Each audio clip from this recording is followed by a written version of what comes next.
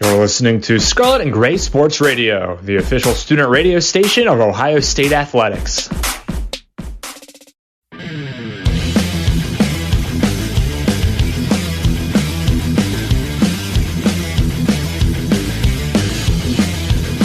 Welcome once again to the Block O Show, powered by Barrio Tacos on Scarlet and Gray Sports Radio, live from room 4016 at the Westin Peachtree Plaza here in Atlanta, Georgia. We are getting ready for the 2022 Chick-Fil-A Peach Bowl between the number 4 Ohio State Buckeyes and the number 1 Georgia Bulldogs here on SGSR.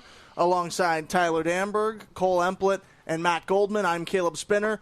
And guys, we just finished up hearing from both head coaches, Georgia's Kirby Smart and Ohio State's Ryan Day, in their final media availability before the big game, the one that could determine whose season ends and whose season is extended by one more outing. But let's go around the room first, just get your general reactions. We'll go into some things that they said, both coaches.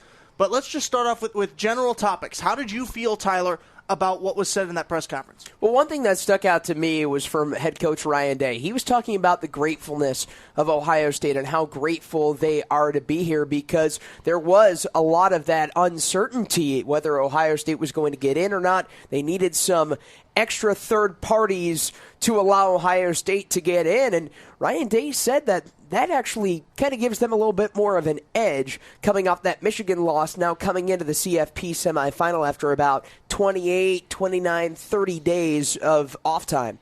Yeah, you can tell they're just tired, whether it's Ohio State players or coaches. I mean, you can tell, they even said it, that they're tired of talking about that Michigan game. So in a way, too, this game proves to be another instance where you can talk about it instead. It no longer becomes the last game was Michigan.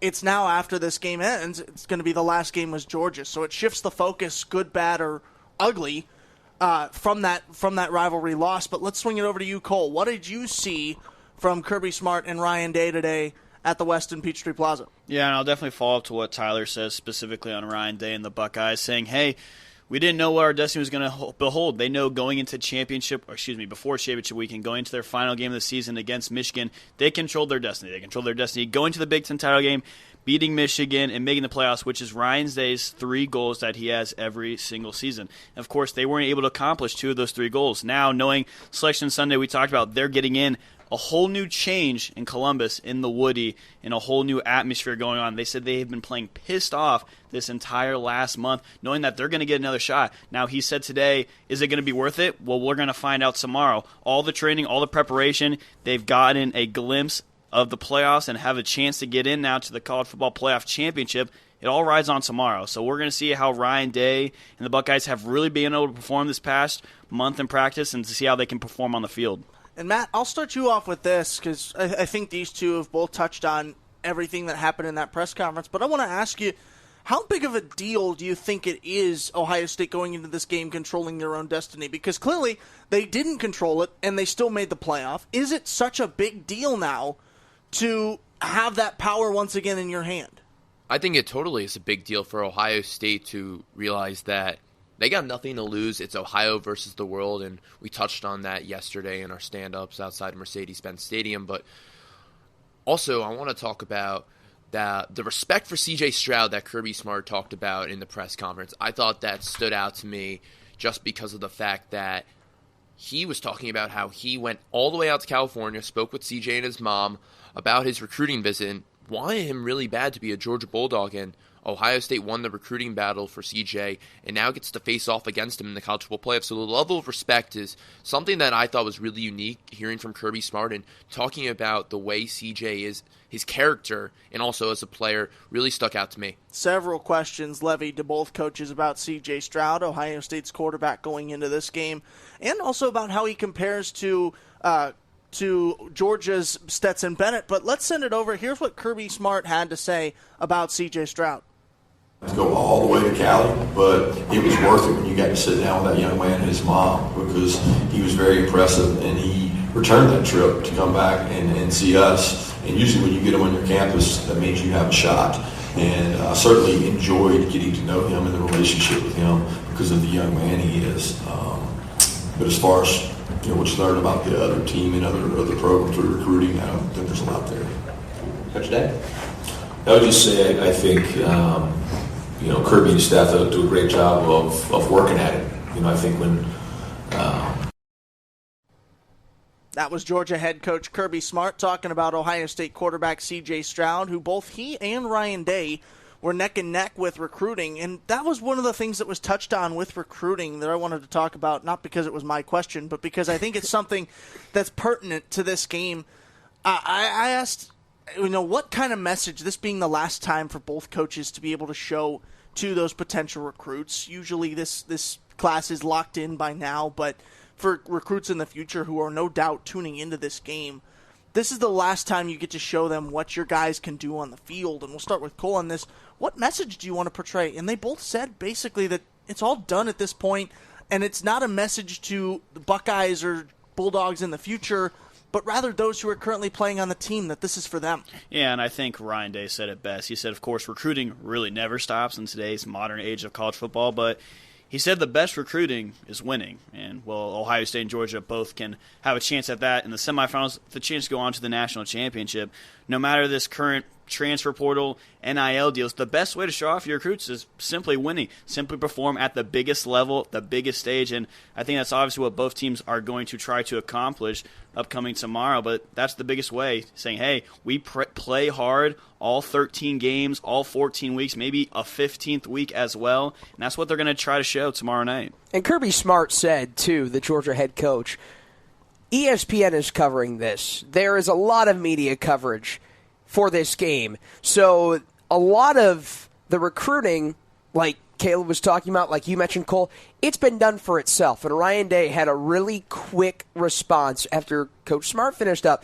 Coach Day said, this is for the players, and then he just stopped. So you can get the message that this game, Ohio State, they're going out there for their players, and I'm sure Georgia is probably going to do the same. Yeah, in the same way that Ryan Day talked about how they're preparing for this game. I forget who asked the question, but somebody said they're going to try to keep it as similar. I asked him what they're doing on this bowl game eve, and both coaches said we're going to try to keep it as close to tradition as possible. Of course, it's not at Ohio Stadium. It's not in Athens, so already a different venue kind of throws things off the track in terms of normality. But both teams are going to try to take tonight, relax, get to bed early, but spend some quality time together with the teams. But here's what Coach Day had to say about his preparation on the Ohio State side of things. Well, I just think, you go back to your training. You can't focus on things like that. What it comes down to is just playing, hard practice and then going back on your training once you get out there and playing physical with your teammates. And there's going to be good plays, there's going to be bad plays. But just going out there and looking up at the scoreboard at the end of the game, and that's what we're going to do in the game. We're just going to play as hard as we possibly can. There'll be ups, there'll be downs, there'll be twists, there'll be turns in this game, but play as hard as we possibly can. And, you can't worry about things like that in a game like this. That was Ohio State head coach Ryan Day talking about his preparation, he and his team's preparation for the 2022 Chick-Fil-A Peach Bowl that takes place tomorrow at Mercedes-Benz Stadium, Saturday, December 31st at 8 o'clock kickoff. Coverage on SGSR starts at 7 o'clock. Pre-game festivities begin with the countdown to kickoff at 7:15. And then, of course, like we said, the kickoff at 8 o'clock. Tyler and I will have the first half, and then Matt and Kole will have the second. But Kole, one of the biggest things about preparation is getting well fed and having a meal in them. And while we don't know the details about where Barrio is down here in Atlanta, we certainly know where you can find it in Columbus. And Barrio, just a quick shout out. Our providing sponsors have been great to us all season long. We couldn't have done it, the Block Go show, without Barrio Tacos. And saying that, Barrio Tacos, as we know, is now open right in the heart of the Ohio State campus at 15th and High. Barrio Tacos is serving tacos and margs late night each night and has incredibly happy hour with half off margs and tacos weekdays from 3 to 6 p.m. Don't forget, Barrio Tacos accepts Buck ID and is offering to-go and DoorDash all throughout the semester in the year. You can catch Barrio Tacos inside the shoe during the regular season, but for now you can catch them at you can catch the taco trucks Monday through Friday parked right outside the RPAC on the Ohio State campus. And unfortunately, I just checked Google Maps, and it does not show that there is a Barrio Tacos in Atlanta. There is not. The closest one is a 6-hour, 45-minute drive in Waterford Lakes, Florida. Worth it. I guess we'll have to go for lunch. Worth it. Yeah. Why not? Business trip, Worth right? it. Right. Well, the only thing we have is the media party at 6. We can be down there and back up there. Well, I don't know. We might be pushing it. Yeah. But you know what? Media party second, Barrio Tacos first. Exactly. Now, by the way, before we get into the game preview and talk a little bit more about what's going to happen tomorrow night. Matt, you've got the mic in your hands right now. I think you should tell the audience about what you got to do yesterday. Tyler, appreciate it. I was on the Paul Feinbaum show on the SEC Network, so that was pretty cool. Thank you, Kole. And was able to talk to Paul and had Meadow Brooks and as well joining me from the Black and Red, the student newspaper at University of Georgia. We discussed journey as a student reporter, talked about the game and also the possible implications if Ohio State ends up playing Michigan. So really appreciate everybody that helped me out to get on the SEC Network and talk with Paul. Really great guy, a great ESPN staff with Jamari Jackson's the producer and Amanda Brooks, who's the PR at ESPN. So I appreciate everybody and everyone that tuned in. It was a great time. Kole does not need a mic to cause a ruckus. I just think we leave him not mic'd because he'll find a way to yell into Matt's when he's talking for the rest of the show. So don't put that mic back near Kole. Leave him muted for a little while. He's got to sit in timeout. But that is certainly a big opportunity. Paul Feinbaum show. Maybe you've heard of it. Maybe you haven't. A lot of SEC people have, and I'm sure you had a lot of Georgia people tuning in to listen to that, especially along with your parents and your brother, who we got to talk to, Mr. Goldie Boldy. Over there, I had to put. You love that nickname. Not a nickname that's staying. For everybody, it's not sticking. No, for everybody listening, that is it will not Boldy stick right here. It will not stick. Wait, Goldie Boldy? Is that your Goldie nickname? Boldy, yes. I didn't know that. That's awesome. I love that nickname. And Matt's sitting here Matt like Goldman, Goldie Boldy. I love it. Matt's sitting here right now. Stop trying to make fetch happen. It's not going to happen. Well, this, unlike fetch, will indeed happen. It's not happening. Boldy talking on the Paul Feinbaum show. It's even better because you don't approve of it. I don't approve. But let's get into something that you probably do approve of, and let's break down this game coming up tomorrow at 8 o'clock. Mercedes-Benz Stadium once again, Saturday, December 31st. Number 4, Ohio State. Number 1, Georgia. On the field here in Atlanta. Beautiful venue. We've been there a few times this week for practice. It is gorgeous. Certainly one of the best in the entire country, or maybe even the world of sports in general. But one of the fun things too that Mike Bassford, one of our sports information directors at Ohio State, was talking about is he said officially Mercedes-Benz Stadium can hold 71,000 people. But then he pointed us to at least 2, if not 3 different regions of the stadium where they brought in and added extra seating. So now the actual capacity can hold 78,000, which gives you a little bit of a sense of how big this game is projected to be in terms of attendance-wise. Of course, you heard, too, Gary, the CEO and president of Peach Bowl, Inc., talking about all the attention and all the viewership, not only on TV, but in person, that the Peach Bowl draws every year. And certainly this being a semifinal game, it's going to bring a lot of eyes on there. But Tyler, with all those eyes on them, Ohio State looking to shake off the rust from that Michigan game. What do they have to do to get that done? Play loose. Let it fly. Let that aerial attack breathe. Let it go. C.J. Stroud, the quarterback, he had a great bowl performance last year for Ohio State. He threw for over 500 yards, 6 touchdowns in the Rose Bowl. He's going to play similarly to that, in my opinion. Just let it fly, throw a lot, and I think put as much pressure on the secondary of Georgia as possible. I'll use a nickname you actually approve here, Matty G. Talk about this here. That Rose Bowl, I'm glad Tyler brought it up because that was C.J. Stroud at his best, and also Jackson Smith-Njigba at his best, who will not be suiting up for the Scarlet and Gray tomorrow. What's his absence going to look like for the Buckeyes? It's been the same that's been all year. Emeka Egbuka, Marvin Harrison Jr., Julian Fleming, Xavier Johnson will be the featured guys on the outside for the Buckeyes, including Cade Stover. And we heard Kirby Smart have so much respect for Cade Stover, which I thought was shocking to hear because Cade's production in the box score is not the most eye-popping. But hearing Kirby say that he's one of the most respected tight ends that they'll face all year really was surprising to me. So without Jackson, I don't think much of the game plan really changes for Ohio State. I don't really think they were intending for Jackson to play in the first place. I think they understood that Jackson was going to save himself for the draft. So that caused Ohio State to understand that it's the same guys that's been all year, same game plan, same thing for Kevin Wilson to dial it up for his guys. And as Tyler just talked about, just throw it loose, throw it around, and just see what happens. You got the playmakers to go on the outside and get those deep balls. Cade Stover could be an interesting piece in this game, Matt, for Ohio State. He's got 2 multi-touchdown games. He's got 5 end zone grabs all season, maybe this is going to be a situation where Georgia, they're going to be matched up. A lot of their guys, for example, Kelee Ringo is going to be on Marvin Harrison Jr. There's no doubt about that.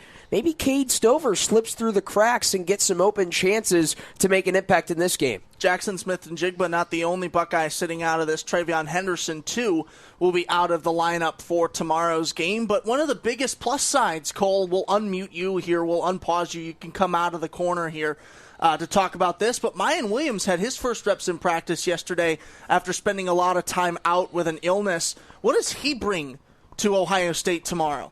I mean, obviously he brings depth, is what Ohio State has been lacking in that running back room all season long, which started as a 3-headed committee, Evan Pryor going down, which is now a 2-headed committee, which was Travion Henderson, Mayan Williams throughout the regular season, both of them battling injuries. Insert Dallin Hayden, who comes in the lineup. He's battling some injuries as well. But having Mayan Williams back is great for this Buckeyes backfield. Now having both Williams and Dallin Hayden, it's going to be great for the Buckeyes. They have to be able to move the ball going against a tough, very tough Georgia defensive line, but having Williams definitely boasts that offensive production. And defensive coordinator Jim Knowles talked about potentially losing Chip Trainum to the running back side of the ball.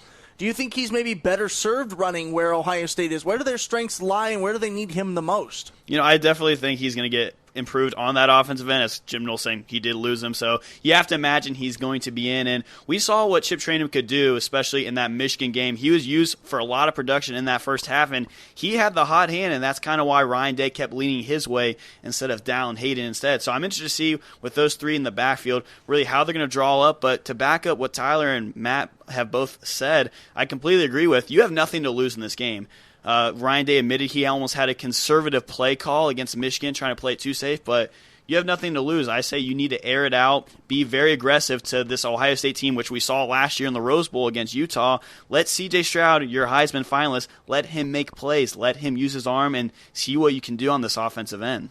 Let's switch over to Georgia here and talk about what they need to do tomorrow. First off, Stetson Bennett has been reliable all year. You heard Kirby Smart at the press conference, which you can listen to on Scarlet and Gray Sports Radio TV, SGSR TV, our YouTube channel. Full press conference will be up there shortly as soon as we're able to get it past this Wi-Fi here that is being used by everybody in the building. All, 35 floors of media people who are here right now. So once we get that past there, you'll be able to tune in and listen to exactly what he said. But Kirby Smart was very complimentary of Stetson Bennett and his reliability and how much he's been able to depend on him through this year. Smart said Bennett simply, over the last couple of years, has just been persistent. And tomorrow, Stetson Bennett is looking to begin the journey to become just the third quarterback in college football history to win back-to-back national championships. Only Matt Leinart and A.J. McCarron are the only other quarterbacks to do so. That's all happened in the last decade, by the way. But you're right. Stetson Bennett is going to have an added emphasis in this game tomorrow. He's got a plethora of weapons in his arsenal, and if he's flushed out of the pocket by very pressuring, sack-oriented Ohio State defense, he can punch it in and capitalize.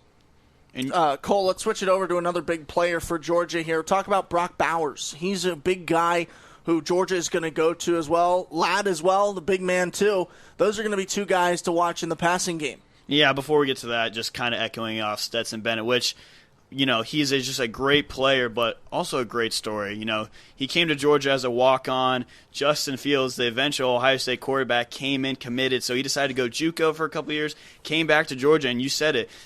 Kirby Smart said he could have left, but he stuck around being that second or third guy on the roster, eventually got a shot, and, well, look what happened. He led his team to a national title game, and he's looking to do it right again. So he has the offensive weapons at his helm, and you talked about it, Caleb. Brock Bowers, one of those key offensive weapons. Kirby Smart gave all the credit to Cade Stover, but you have to look at their tight end group, which is so versatile and just so athletic, the things they can do, almost as if they are wide receivers. Jim Knowles said it specifically. They're almost like an NFL team, the way they are so versatile and just the offensive production they can do. It's a scary sight for this Ohio State defense, but this is why Georgia has been so dominant all year long.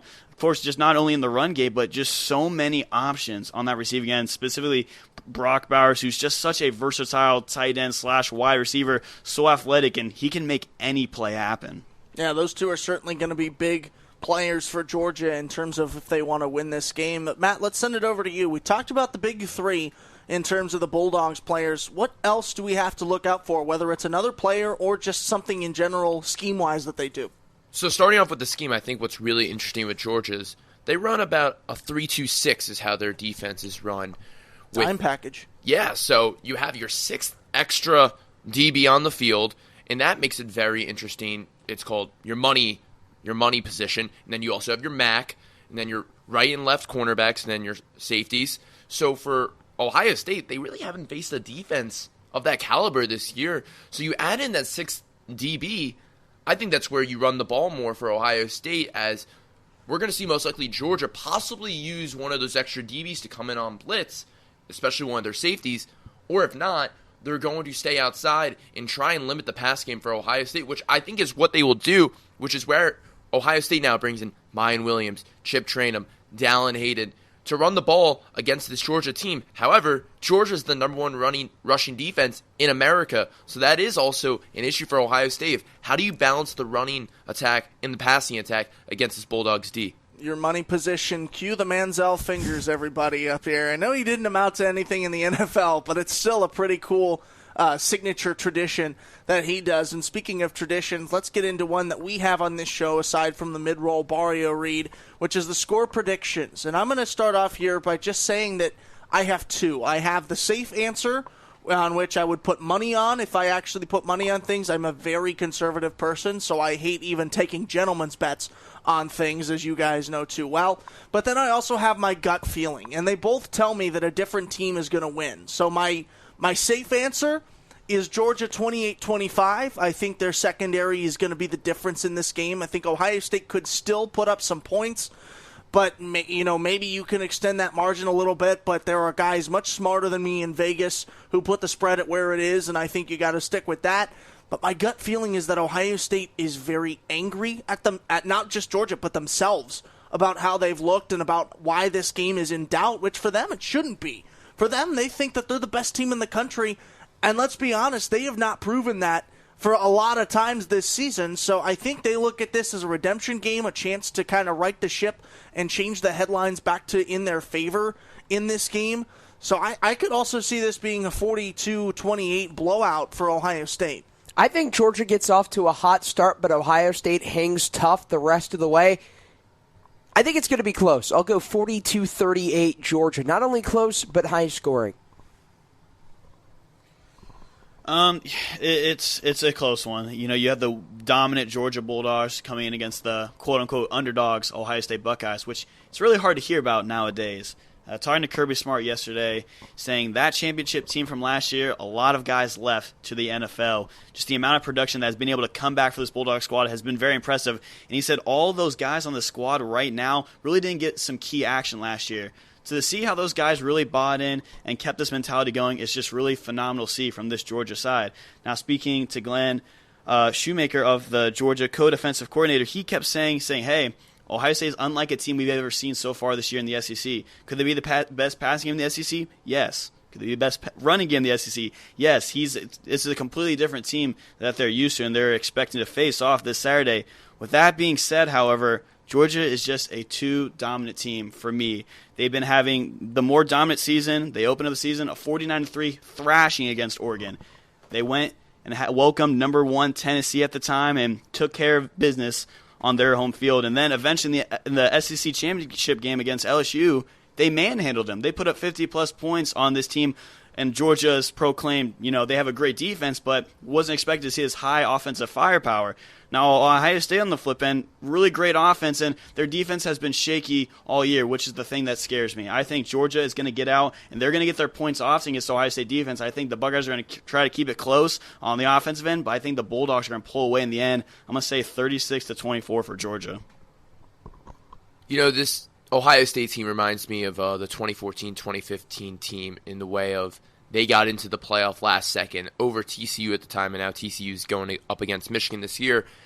Not a lot of people in the media or fans in general thought Ohio State had a chance, but I really think Ohio State does have a chance.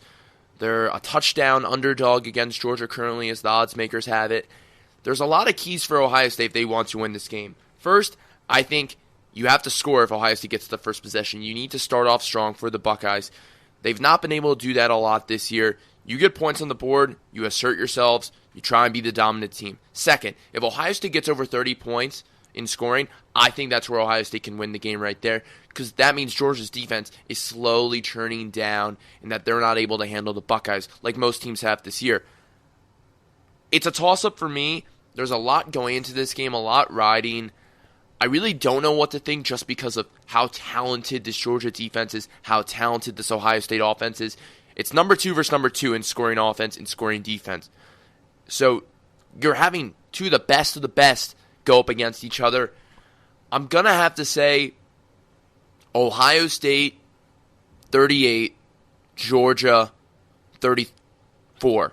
I think it's a really tight game. I think Ohio State squeezes by just because of nothing to lose. Kevin Wilson said dialing it up. The air raid offense Tyler talked about. Just playing loose, throwing the ball around, trying to sling it down the field.